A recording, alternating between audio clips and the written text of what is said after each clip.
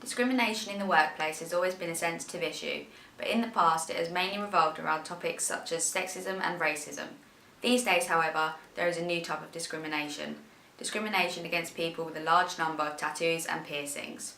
More than 1 in 5 people in the UK have a tattoo, and as that number increases rapidly, I spoke to a bar manager in Covent Garden about whether appearance is so important in the employment process that it could make or break someone's career. My name's Robert Keating and work at a place in Covent Garden in central London. What part do you play in the hiring of staff? To the most part, every role from placing the advert on Gumtree for the most part, and then taking initial emails, and then second email responses, then interviewing, and then recruitment, and then on to inductions from there. Would you say your company is very looks orientated?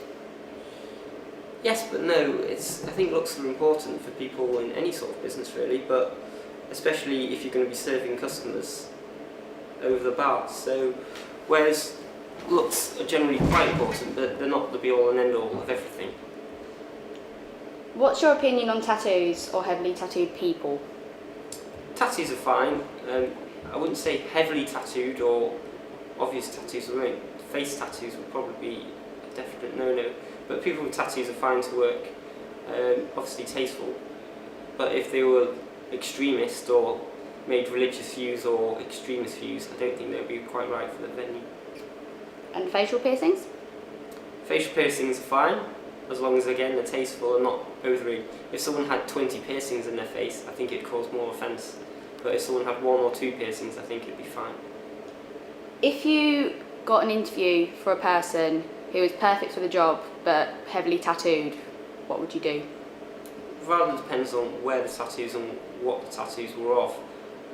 Like I say, again, facial tattoos would probably not be allowed, but if they had 2 sleeves and the hands done and all the legs and their back and the front, you'd probably still be okay.